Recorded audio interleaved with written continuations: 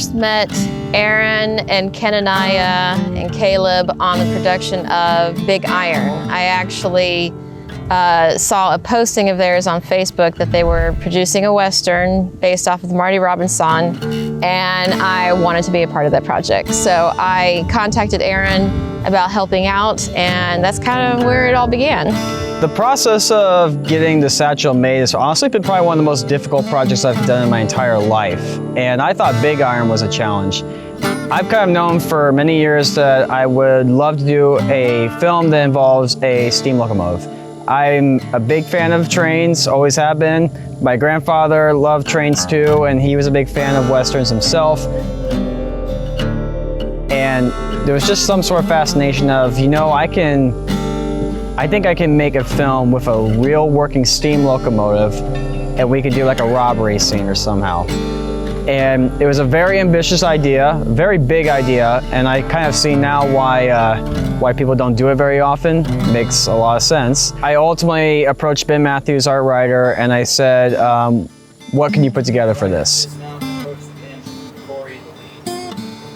And so Ben thought about it for a couple weeks, and he came up with the story, The Satchel.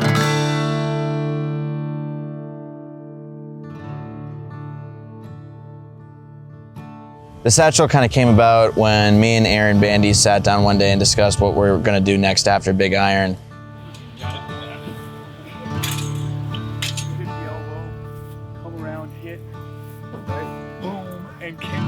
And one of the ideas that Aaron actually brought up was, what if we did a film about a train robbery? And I thought about that, and that sounded really good, but we realized we needed to do something just completely original, because, you know, God knows how many films out there involve a train robbery. And so we decided to add just a few twists to the film to give it a little more character and a nice, satisfying ending. Okay, so we're gonna come over and get a close up a little bit. Okay, so let's try that. Let's get you in position. This way? Yeah, I think your body's laying that way just to make it so you're not quite in the water yet. Maybe.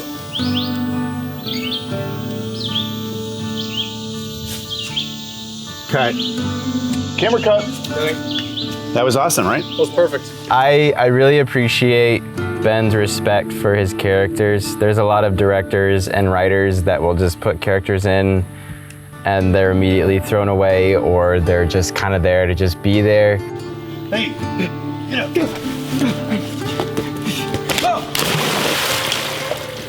So I just fell in the water right here. I tripped over the log and fell right in and kind of swam with the minnows for a second. So it was a great acting experience, really in it now. So I'm a little wet, as you can see. Last year, I got to play Marty Robbins, or a version of him if he were in the Wild West, and it was really fun.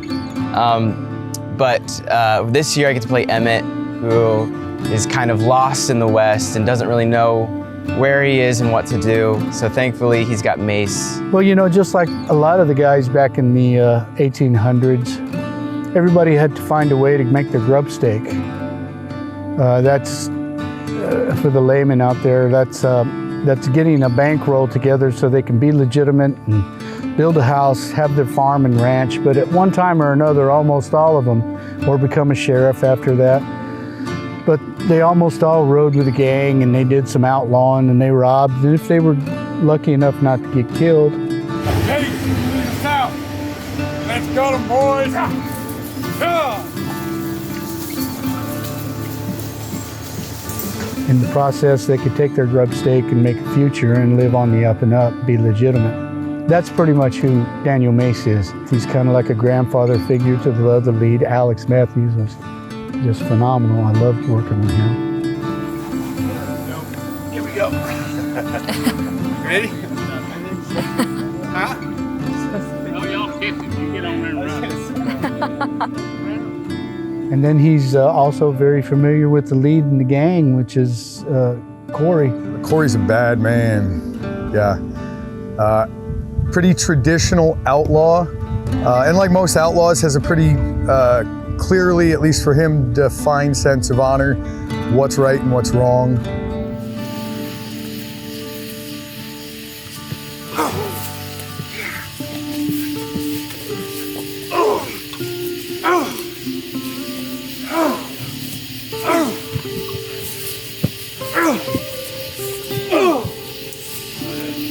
last year in preparation for Big Iron, I took riding lessons and put in a fair amount of time. I haven't been on a horse since this time last year for Big Iron, but it's like, you know, riding a horse.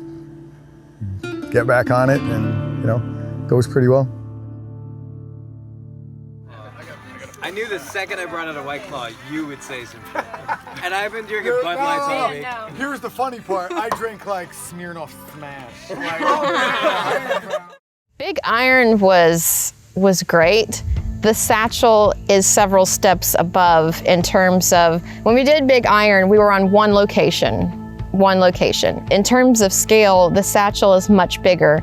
We are filming a lot on Train Robbers Ranch, and there are several places on this property that we're filming, but it's a huge property. It's how many acres? I don't even know. So we've had to take, Austin Goebel, the owner of the property, has had to take us on an ATV to get to some of these places. I thought we were being a little bougie by doing that, and then once we got here, oh no, it's a necessity. After about 4 or 5 years of talking to the previous owners, we finally made a deal with them and purchased it.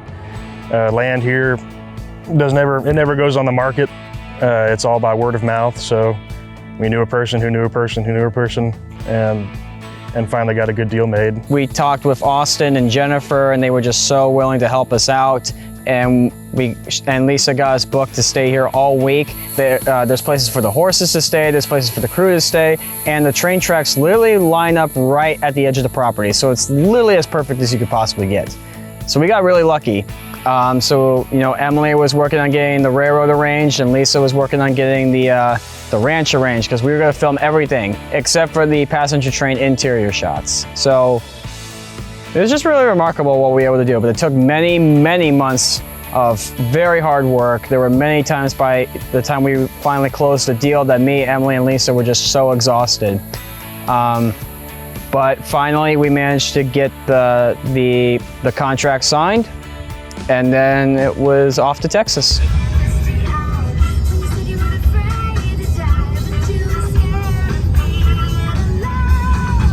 There's the tracks. I think that. Should we take a right here? I'm trying. Do you recognize? Oh, yep, that's their Jeep. Destination Yep, I remember that. Right. That's the Jeep. Train Robber Ranch. Oh, this is it. Oh baby, where do we park? Train Robber Ranch. Yeah, this sounds great. Oh, We did it, guys.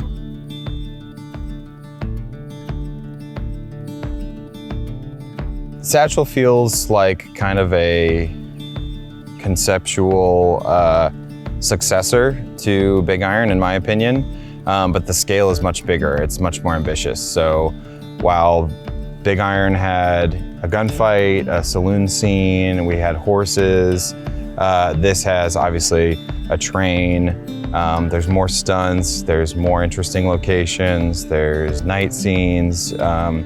So a big part of the process for me has been trying to tailor the work that I'm doing to accentuate the things that are cool about this production, to the train, the locations, the beautiful outdoors, the stunts, the talented actors. Trying to accentuate that and not bog down the production, because we have a pretty ambitious schedule. The day-to-day for the grip is, you know, pretty hands-on. We are underneath, once again, the great Caleb G, me and a couple of other people. So we're responsible for, you know, moving the gear around, setting up in some of the, you know, natural elements of outside and stuff like that. So, you know, we load vans up, we load the four-wheeler up and lug gear around, you know, try to set up shots so the actors in front of the camera look good, you know, hopefully set up stuff for the camera crew so they can do what they need to do as well as anyone else on the team. So we set up lights, we set up flags, we, you know, power to and from places. So that's pretty much what the day-to-day role is for a grip. And then, you know, once everything is set up, you know, we get to have a little moment of just relaxed time and sit down until, you know, something urgent is needed and we gotta run back into that. So I was brought on about halfway through pre-production. I talked to Aaron, Joe, and Caleb Stevens about what planning had already commenced and where I could kind of fit in and help out. And so I was the one that put together the schedule, the shot schedule. After they had put together, Joe Stevens and Caleb Stevens put together the shot list. So I was able to take that, work a schedule out, and then we completely threw that out the window for this week. But no, it's great to have a default. It's great to have a starting schedule so that you're able to do that. You know, you've got all the puzzle pieces there. I talked to railroads in Colorado. We looked at railroads in Nevada, Missouri, Iowa, and of course Texas. And I did not think that Texas State Railroad was going to be able to do anything for us because, you know, obviously with an indie film, a lot of people might think, what's the point? So I kind of was thinking, you know, then maybe this won't happen. Because every time I talked to a railroad, I just got, you know, shot down, hit with way too high prices, just dealing with insurance and stuff like that. And I was honestly starting to wonder, is this going to happen or not? And I knew going into this film I was going to need more help than I did last year, because on Big Iron it was just me as producer, and I had a bunch of executive producers and associate producers. I knew this year I needed more. So I knew that Emily had rightfully deserved a step up to the lead producer as well. When we were filming Big Iron, I felt bad for the guys because of all the things that had happened during that shoot. So I was just trying to help any way I can. And by the end of it, I mean, those guys really made me feel like I was a part of the team. And they were like, dude, you have to be a producer on the next shoot. And that's how that sort of happened. With the Satchel, I've done a lot of sort of the administrative type stuff, calling the railroad, filling, you know, making sure what we're going to need for that day. So, and, you know, preparing the extras, preparing the crew for being on location, basically. Countdown is here. Countdown is here. 6 minutes. Ready. 6 minutes. I'll hold it. Where are we going exactly? Okay, you guys are going to head out the way you did as soon as he says you're going to do your lines. Okay. And then you're going to pull your bandana. They're coming. And then the train goes by and says, let's get them. Yeah, let's just roll out here right now just in case we get them clean. Wait, Roll sound, please. Sounds like it's going that way. Oh yeah, you guys stay out of that trail. Guys, clear this way, please. Just keep going, keep going. Get in the meadow. In the meadow, please. Thank 1 you. minute to getting run over. 1 minute. Let me tell you a story. Story about being new in town, about not knowing what you're getting for the week, about not having a lot of friends. And then out of nowhere comes Bob Earl. Dude, we came down here the first night we got up, and this guy, we're at an Airbnb in the middle of nowhere, and this amazing dog shows up on our front steps, right? And that was like 2 days ago, and he hung out, and it was super cool. He came inside, and then we've had a day. I won't get into it, but it's been a day. And we came home, we got some drinks, we're sitting outside, and all we were talking about was how nice it would be if Bob Earl showed up. And out of nowhere, like an angel on high, Bob showed up. And he's given us hope, for real. It's like a Christmas movie in July in Texas. But like our faith has been completely restored because we got Bob Earl. The dark. Yeah, we were calling his name in the darkness. We needed him. And like a weenie-sized superhero, he swooped in and stole our hearts. It was amazing. It is amazing. You fix your ear, Bobby. Yeah, just what a trip. This trip has been amazing. And I'm telling you, no small part of it has been Bob Earl. I love you, Bob Earl. I love you, Bob Earl. Look who's with me. Hey, what's going on? Just wanted to say thank you. We heard that you had watched our movie a whole lot. That's really, really cool. It's why we do this. So I can't wait for you guys to see the new one we're working on. Sorry. It's been a long week already. Yeah, it's more horses, more gunfights, more Western, if you will. And this is Damien, by the way, Yep. and this is Alex. Yeah, thank you guys so much for watching us. We're your biggest fans, so thank you.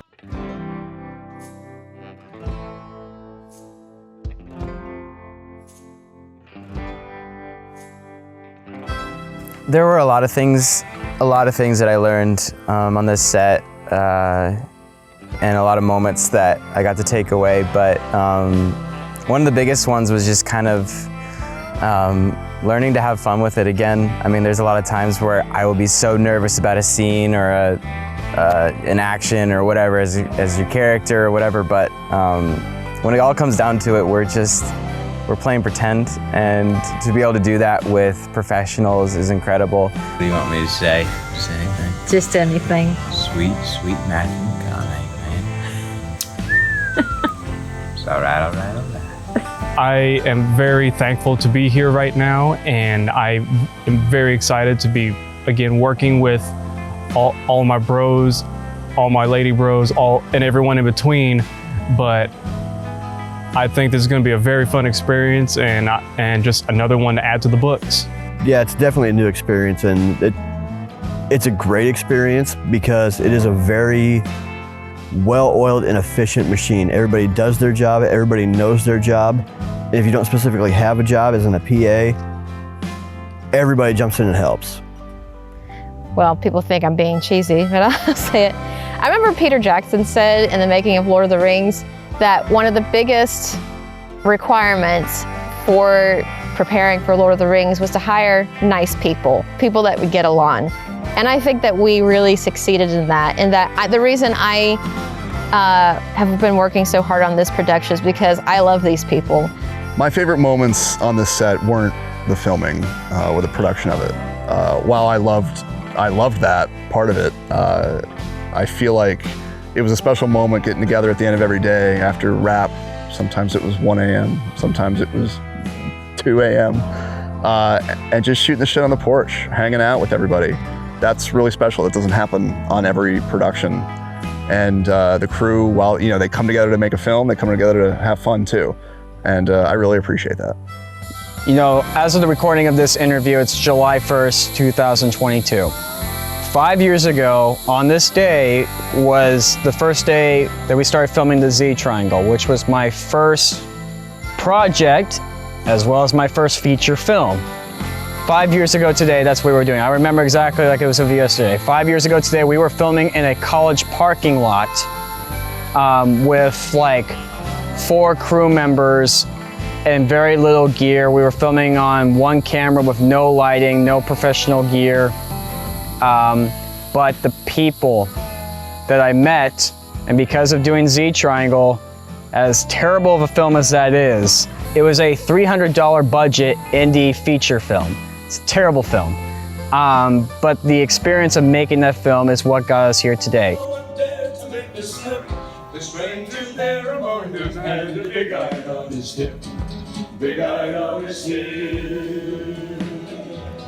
Last year on Big Iron, we had a single event that happened each day that threatened to destroy the film. Like, for example, something as simple as the first day of shooting last year, it poured the hardest rainstorm of all time. So we had to completely redo our schedule to do all of the interior things. Big problem, we solved it. And just like that, that's a spider. I'm not gonna finish this, but. To the town of Agua rode a stranger one fine day.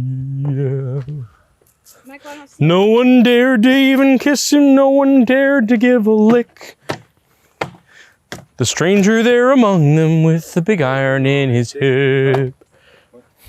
In the town there lived an outlaw by the name of Texas Red. All right. Anytime that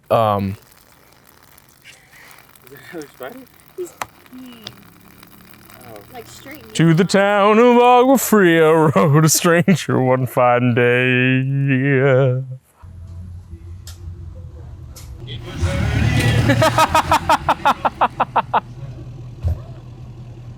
Great song choice. Promise me a hug. Yeah, buddy. I ain't leaving without Come here, big guy. I got a Snapchat. Ah, damn, is that it? Do you have Instagram? Yeah, no. Austin, thank you for everything. Yeah, y'all be safe. All right. Will do. It's nice to meet you too. Yes. Man, nice to meet you. Yeah, I'm sweating. Y'all be safe. Yeah, me too. Okay, safe trip, man. Thank you for everything, seriously. Write us a review. Yeah, we will. You're gonna get like 30 of them. Oh, last words. Oh boy. I don't. That was it. That's all I got. That's all good.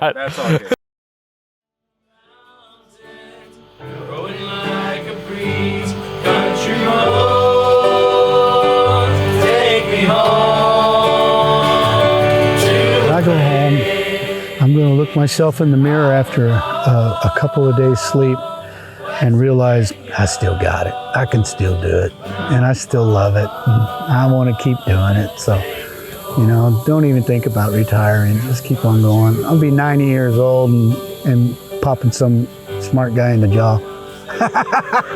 Having fun playing cowboy. Yeah, that's what I'm going to take away from this. You know, there comes a time in your life, in your career, where you're thinking, well, I wonder if I could do that. You know, and we all at one time thought we could do anything. But now you have to wake up and smell the coffee, and I'm starting to smell the coffee. It's still brewing. I haven't poured a cup, but I'm good to go. Good to go. Country roads, take me home to the place I belong, West Virginia. Everybody has a part. Everybody has a part to do, and I just eat it up because in the end result, you see, and being on set, being a part of this, watching the young kids in the profession that they want to continue to do, and I'm an old lady. I'm late to the party, but I love it. And like Randy Oliver told me, he said, it's never too late, never too late. Yesterday, country road, take me on to the place. You know, I was really honored to be asked to direct this short film, and it's been really one of the best times of my life. And if I'm asked again, I'd be honored to do it again. I think making movies, and in particular, just envisioning everything and the script that Ben wrote and being able to see it all and then work directly with my son to bring that to life, I can't imagine anything that's more fun or more rewarding, frankly. West Virginia, Mountain Mama, take me home. Country road, take me home. Country road, take me home. Country.